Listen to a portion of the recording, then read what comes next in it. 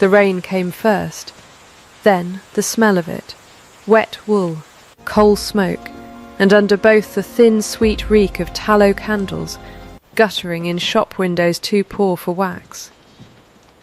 Thorncombe smelled that way every autumn morning, and every autumn morning Clara Fenwick walked through it with her basket on her arm, and her hem already dark to the knee. She was the kind of woman a shop clerk's eye passed over on its way to somebody worth serving first.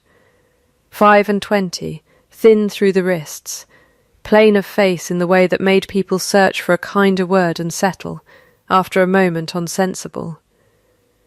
She mended what other people had given up on. Bindings mostly, the spines of ledgers and prayer books and the one Atlas the Vicar would not let die, though she had also, once or twice, coaxed a torn collar of lace back into something a bride could wear without shame. She did it for shillings when there were shillings, and for nothing when there were not, and she had long ago stopped telling people which was which. She was not going to the glass shop for herself. She never went anywhere for herself if there was a way around it. She went because her aunt's chest had worsened in the night, and the apothecary's boy had said the camphor bottle Aunt Winifred liked was to be had cheapest at Coswell's, which sold both physic and china out of the same crowded front room, as small towns did when there was not custom enough for 2 shops of anything. The shop was going to lose a girl before noon, though Clara did not know that yet, walking in out of the wet with the bell over the door giving its one thin note. Coswell smelled of camphor and beeswax polish, and, underneath, the mineral coldness of glass stacked 12 rows deep. It was a narrow room, over full, the kind of shop where a careless elbow could undo a week's wages in a single sound. Behind the counter a girl of perhaps 16 was dusting a shelf of cut crystal with a rag too small for the job, her arms trembling with the particular fatigue of someone who has been made to stand since dawn. Clara knew her a little. Ivy Marsh, whose mother coughed the way Clara's aunt coughed, whose father had left 3 younger children and a debt when the fever took him 2 winters back.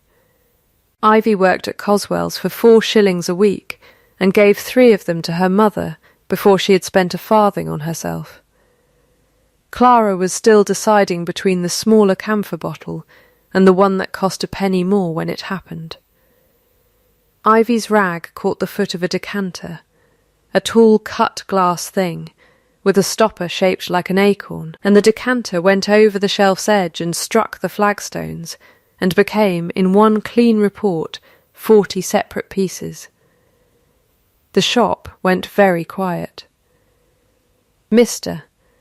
Coswell came out from the back room already speaking before he had finished the doorway, and what he said was that the decanter had cost him 11 shillings from Bristol, and that Ivy Marsh could find that 11 shillings by Friday week, or she could find another situation, and he did not much care which.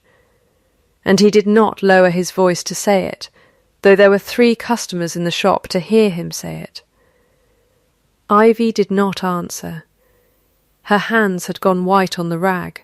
She was doing the arithmetic a girl does when she knows exactly how many shillings her family has, and exactly how many it does not, and the sum was not coming out anywhere close to 11.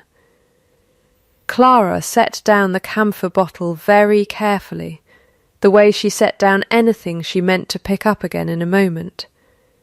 She did not raise her voice. She did not look at Ivy, because she understood, without deciding to understand it, that Ivy could not bear to be looked at just then.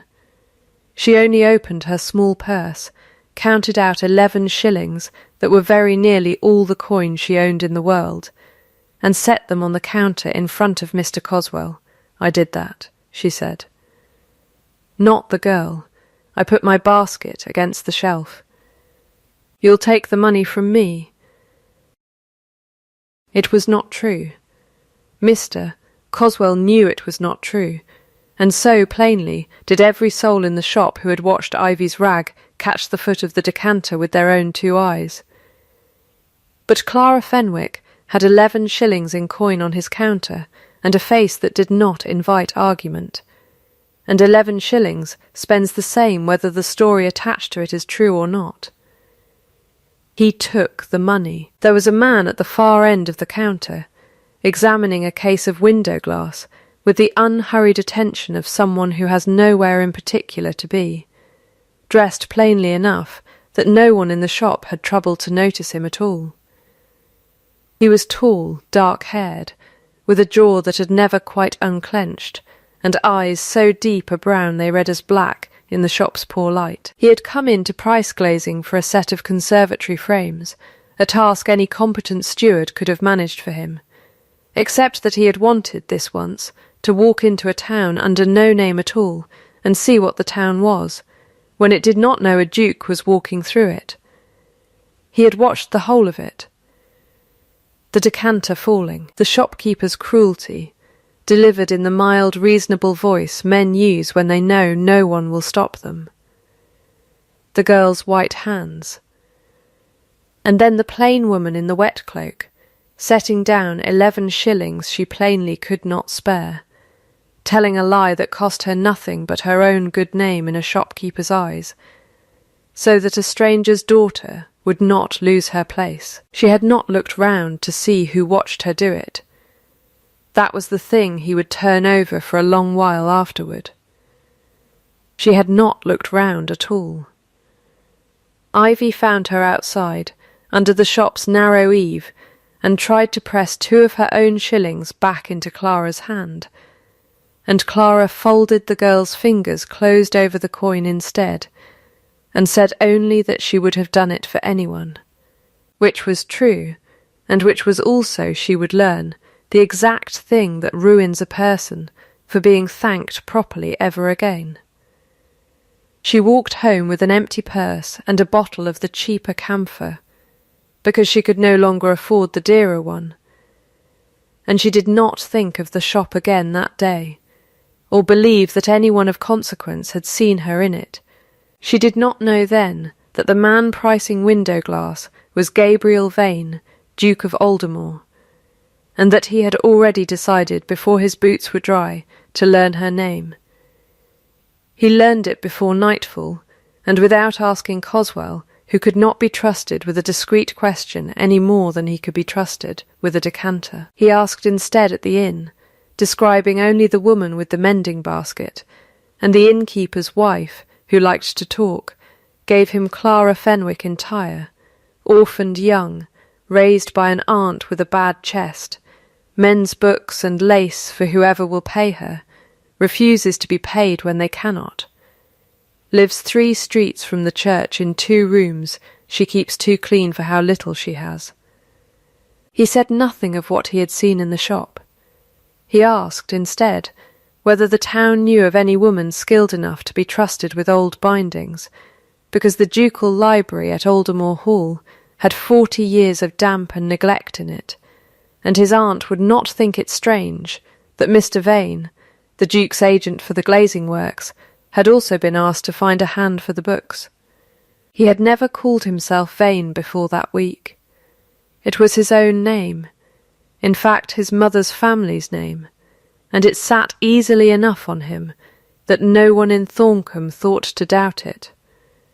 A duke buying window glass under his own Christian name, telling no one which house he served, was not so strange a thing as it would have seemed announced properly.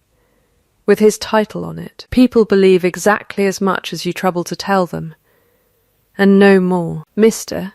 Coswell, for his part, spent Clara's 11 shillings, and told the story of the careless woman with the basket to 3 separate customers before the week was out, embellishing her clumsiness a little more each time, because it is always easier to believe a person guilty of breaking something than to believe them capable of quietly paying for another's mistake and asking nothing for it. The note came to Clara's door 2 days later, in a plain hand, offering 4 shillings a week and her dinner besides to mend the library at Aldermore Hall for Mr. Vane, agent to his grace. She read it twice at the kitchen table while her aunt coughed in the next room, and she did not let herself hope about it, because hoping about things was a habit she had broken herself of some years before, the way a person breaks a horse of shying, patiently, and by refusing to reward the shy.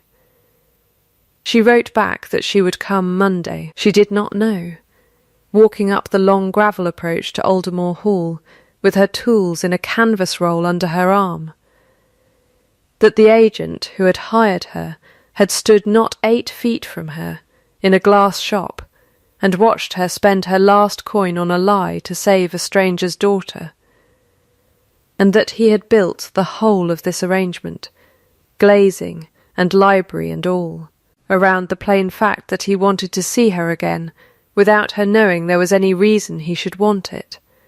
The hall smelled, when the housekeeper let her in, of beeswax and old paper and, faintly, of the same wet stone that hung over the whole county in autumn.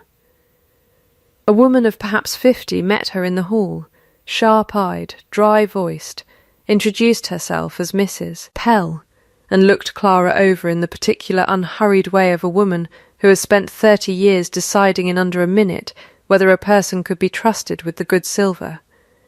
"You'll want the East Gallery," Mrs. Pell said. "The books there haven't been opened since the old Duke died, and they smell of it." She did not smile, but something in her face suggested she might. Later, when she had decided Clara was worth the trouble of smiling at. Clara worked 3 days in the East Gallery before she saw the man who had hired her. She had assumed, without much curiosity, that Mr. Vane was a steward of the ordinary kind, a middling man who managed accounts and glazing, and left the mending of old books to whoever was cheap and competent. She did not connect him, when at last he did come, to the customer at Coswell's counter, because she had never once looked at that customer. She had been looking at Ivy's hands. He came into the gallery on the 3rd afternoon, and stood for a while by the door before she noticed him, watching her work a cracked spine back into its boards, with a patience that seemed, to him, entirely of a piece with the patience she had shown a broken decanter. "You've mended the Aldermore sermons," he said. "My grandfather thought that volume beyond saving. Most things are beyond saving, only because no one has tried the slow way," Clara said, not looking up. "It is not clever work, it is only slow." He watched her hands, which were steady, and thought of another pair of hands, gloved and soft, and given to dramatic trembling whenever they were required to hold anything heavier than a fan. He did not say so. He asked, instead, whether she took payment for slow work or only for clever, and she looked up at that, and something in her face told him she had heard the question as a small joke, and had decided, cautiously, to permit it. "I take payment," she said, "when it is offered honestly, and not otherwise. That is a very particular condition.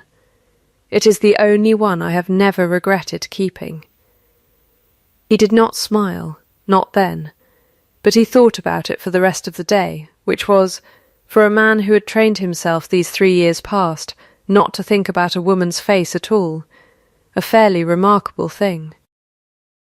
He had been engaged once to a woman named Cecily Ambrose, whose eyes had filled with tears at exactly the moment it was most useful for them to fill, and who had once had a housemaid dismissed without a character for the crime of dropping a hairbrush, and wept afterward, prettily, when Gabriel had been cold to her about it, so that he had ended by comforting her for his own anger at her cruelty, and had understood, some weeks later, lying awake over it, that he had very nearly married a woman who could weep at will, and never once, in 3 years, weep for anyone but herself.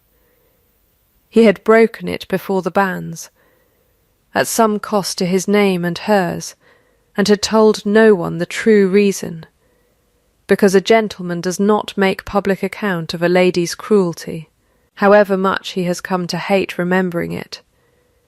Since then he had watched women's hands more than their faces, because hands do not know how to perform. Clara Fenwick's hands, mending a stranger's sermon book for 4 shillings a week, did not tremble, and did not perform, and had not trembled either, he was fairly sure, when she laid 11 shillings on a shopkeeper's counter to save a girl she was not required to save. He began, that same week, to do a number of small things he told no one to attribute to him. He paid, through the physician in Thorncombe, for a course of treatment for Mrs. Marsh's chest, and told the physician only that a well-wisher preferred not to be named, and the physician, being an honest man and glad of the fee, did not press. He arranged, through the vicar, for Ivy Marsh to have 2 afternoons a week free of the shop for lessons in her letters, the cost carried by a subscription, which was one man's purse dressed up as a fund. He settled, quietly, a debt of the elder Fenwicks that Clara did not know her aunt still carried, so that a bailiff who had been circling the house for a month simply stopped calling, and Aunt Winifred said only, wonderingly, that perhaps the man had found better custom elsewhere. He asked every time not to be named. It cost him nothing to ask it, and everything, in the small private accounting he kept of himself, to be believed capable of it. He had grown up watched on all sides by people who wanted something from him, and he had discovered, somewhere in his 32nd year, that the only entirely clean pleasure left to him was the doing of good that could never be traced back to his name.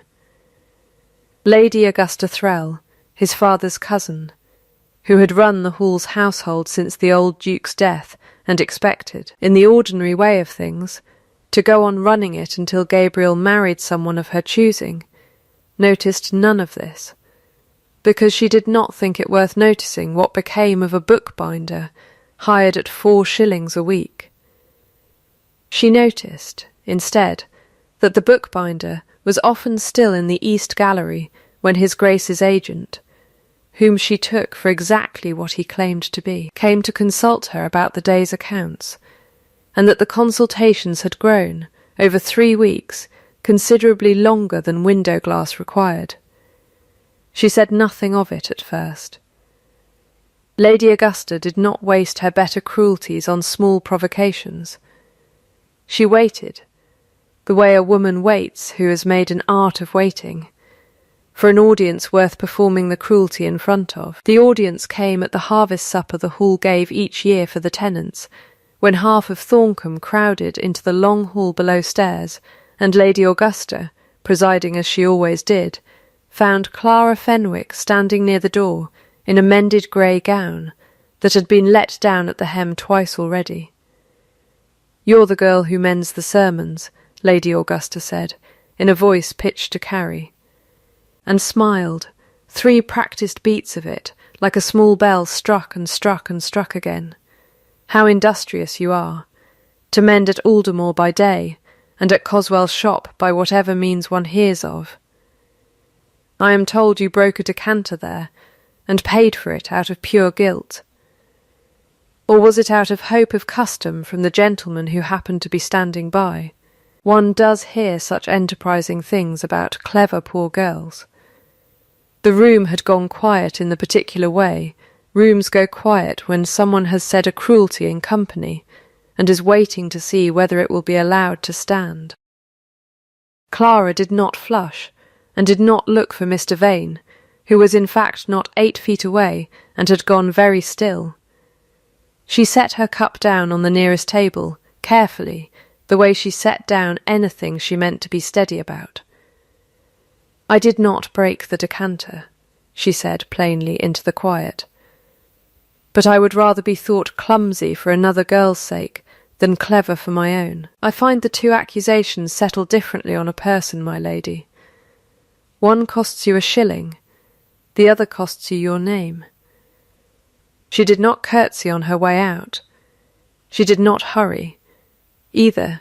She walked the length of the hall at the same unbroken pace she had walked it coming in, and only when she was 3 streets from the hall, alone on the dark road with the rain starting again, did she allow her hands to shake, and even then only a little, and only because there was no one left to see it. Gabriel found himself, for the length of that walk home in the rain behind her, unable to decide what troubled him more, his aunt's cruelty, which he had long known and long tolerated for the sake of an old debt of care he owed her, or his own silence in the hall, where he had stood 8 feet away and said nothing at all in Clara's defence, because to defend her as Mr. Vane would have raised questions he was not yet ready to answer, and to defend her as the Duke would have required him to stop being Mr. Vane in front of 40 tenants and his own aunt at once. He had chosen, in the moment, to protect his disguise instead of the woman it was built around, and he did not think well of himself for it. Clara did not go back to the East Gallery the following Monday. She sent instead a short note to Mrs. Pell, thanking the household for its custom, and explaining that her aunt's health required her nearer home, which was not entirely a lie, though it was not entirely the truth either. The truth was simpler and harder to write down. She had understood, standing in that long hall with Lady Augusta's bell laugh still ringing in her ears, that whatever small warmth had grown up between herself and the quiet agent who watched her hands while she worked, it could come to nothing that would not end in exactly that kind of cruelty, repeated, for the rest of her life. And she found she had not the stomach to spend the rest of her life being laughed at in 3 practised beats. She told herself this was sense, not cowardice. She told herself the same thing 3 or 4 times a day for a week, the way a person repeats a lesson she has not yet made herself believe. Aunt Winifred's chest, meanwhile, continued mysteriously to mend.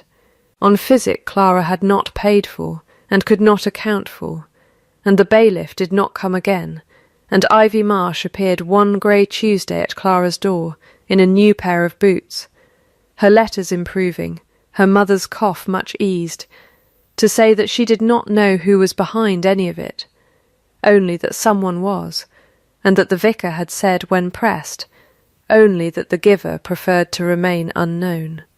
They always say that, Ivy said, turning the new boots over to admire them again, as though there's shame in it. I should think there's the opposite of shame in it. Clara thought so too, though she could not that week have said why the thought made her sit very still by her own cold hearth and stare for a long while at nothing. It was Mrs. Pell who came to her, unannounced, on a wet Thursday, having walked the whole 3 miles from the hall in a manner Clara suspected she had not confided to anyone above stairs. "You'll want to sit down, Mrs., Pell said, without preamble, because I have carried this particular piece of news 3 miles in the rain, and I do not intend to carry it twice." She sat herself down first, as if to demonstrate the principle. The rent your aunt did not pay in March, the physician who has been calling since summer, the boots on that Marsh girl's feet. You have been calling it good fortune, I expect, or providence, or some such word people use when they cannot account for a thing. I had wondered, Clara said carefully, whether it was providence. It was Mr. Vane, said Mrs. Pell, and let the name sit in the room a moment before she went on. Only Mr. Vane is not an agent, child. Mr. Vane is Gabriel Vane, Duke of Aldermore, and has been these 3 years since his father died, and has been going about Thorncombe under half his own name, because he wished, once in his life, to be looked at by someone who was not looking at a title. He has paid for every kindness done you and yours this half-year, and asked every time not to be named for it, and I have kept his secret because he asked me to. and I am breaking my word to him now, because I think you have a right to know what manner of man let his own aunt humiliate you in his hall, and said not one word in your defence, and why." Clara sat very still. She did not cry. She had long ago taught herself not to cry where it would show, and there was no reason, she told herself, why this news of all things should be the one to break so old a habit. Why, she said at last, did he say nothing that night? "Because he is a coward about exactly one thing in the world, Mrs. Pell said, not unkindly, "and that is the fear of being loved for his rank instead of himself. He has been a duke since he was 29, and has not once, since, been entirely sure when a woman's kindness was for him, and when it was for Aldermore. You are the first person in 3 years he has not been sure of in the other direction. I should think that is worth a great deal, though I grant you it does not excuse the silence in the hall." Clara went to Aldermore Hall the following evening, not because she had decided to forgive the silence, but because she found she could not go on not knowing the whole of it, and Mrs. Pell had said he would see her in the small parlour off the library, the one with the low fire and the window that looked onto the kitchen garden. A room built for 4 people at most, and not for the receiving of anyone the household wished to impress. He was standing by that low fire when she came in, and he did not sit, and did not offer her a chair straight away, which she understood afterward as its own kind of honesty. A man used to commanding a room does not forget to be its host, unless something in him has gone entirely off its ordinary hinges. "I was at Coswell's," he said, without any of the preamble a duke might have been expected to use. "The day the girl broke the glass. I saw the whole of it. I saw you pay for what was not yours to pay, and lie about it plainly, without a tremor, and refuse the girl's own shillings after, and I understood, watching you, that I had found the one thing in 3 years I had stopped believing I would find. Someone who did a costly kindness while she believed no person of any consequence was watching her do it. I wanted to know who you were, when you thought no one who mattered could see you. That is the only test I have ever found that tells the truth about a person. Everyone is decent when they are watched. I wanted to see the rest of it. And did you, Clara said, see the rest of it? I saw a woman who paid a shopkeeper 11 shillings she could not spare, and who told a girl she had helped that she would have done the same for anyone, and meant it, and who set down a cup very carefully in my own hall rather than let my aunt see her hands shake, though I know now that they were shaking, because they shook the whole walk home in the rain, and I let you walk home alone in it, because I was more afraid that night of being known than I was ashamed of the silence. That was a poor bargain of me. I have known it every day since." She did not answer that at once. The fire popped once, low, and somewhere beyond the window a rook called, a single note, and was still. "You might have told me who you were," she said, "before I came to love the wrong name." "You did not come to love the wrong name," he said.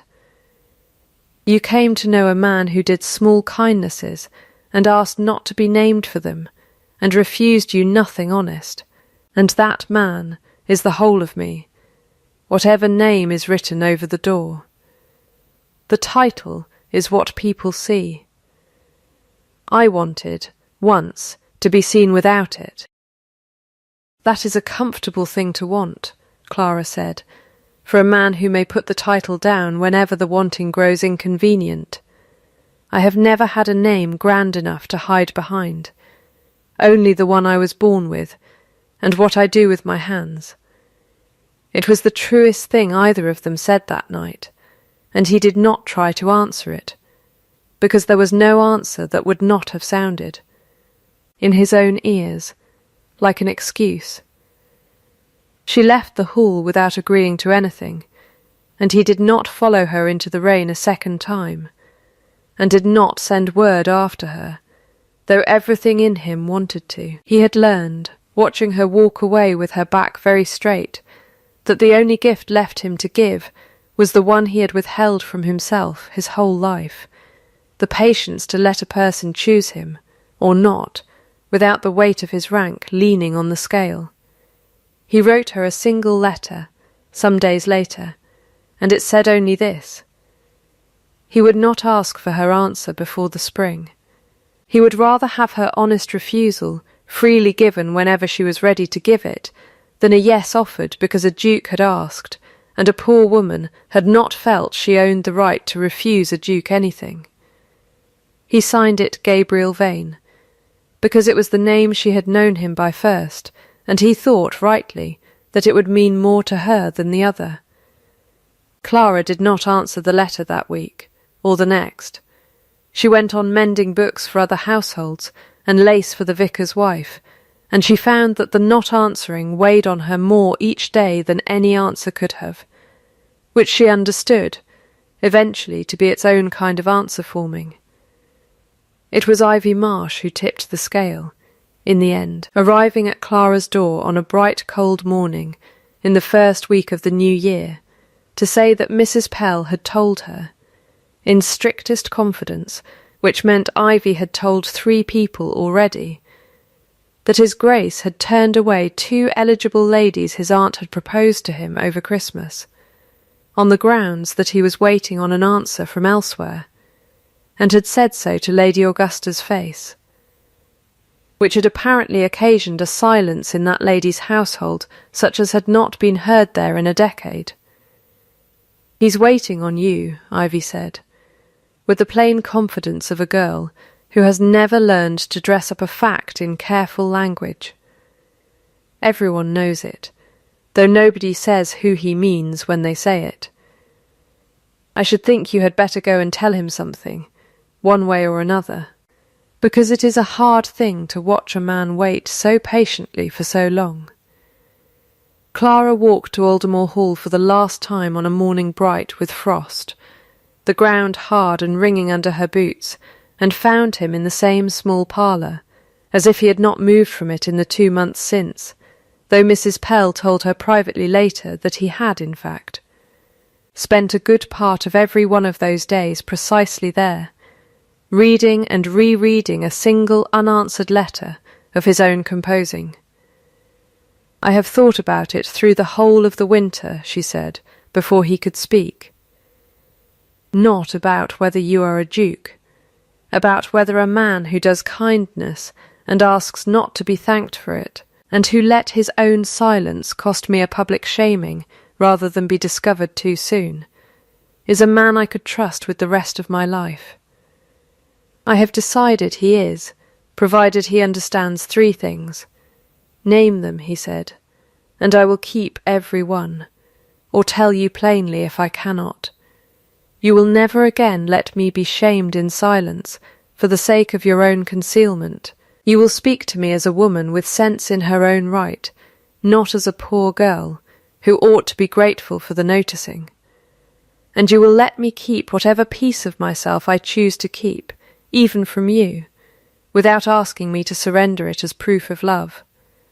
I have given enough of myself away for free in my life. I find I am no longer willing to call that a virtue." "Agreed," he said, to all 3, and gladly, because they are exactly the terms a man ought to have offered a woman from the start, and I am ashamed it took your asking to teach me so. He did not press her further, and did not take her hand, though she saw that he wanted to, and it was this, more than anything he had said, that finally undid the last of her caution. She drew off her own glove, finger by finger, slowly in the cold parlour light, and held out her bare hand to him, and he took it as though it were the only ceremony either of them required.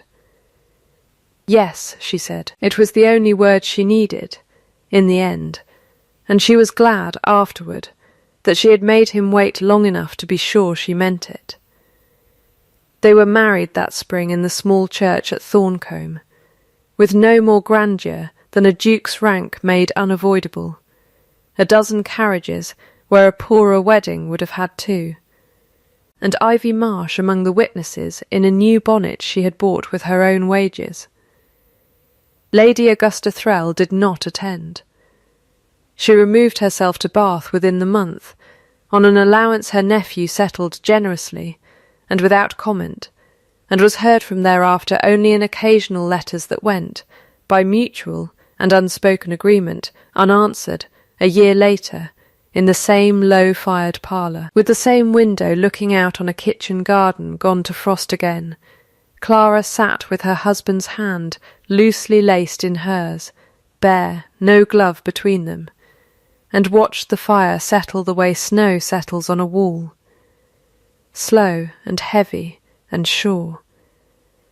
On the mantel above them stood a small crystal bird, wings folded, that Gabriel had bought from Mr. Coswell some months before at an absurd price, and never told her the reason for, though she had guessed it easily enough.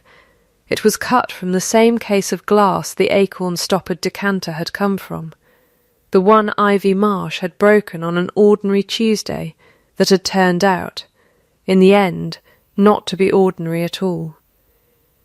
Ivy herself came twice a week now to read to Clara from a primer, her letters grown fine and quick, her mother's cough long gone, and she never once asked who had paid for any of it, because she had learned, in the asking of it once, that some kindnesses are better received than accounted for. The rook called once outside the window, and was still, and neither of them moved to speak for a long moment, because there are silences a good marriage does not need to fill. A person is not what they do when the whole world is watching.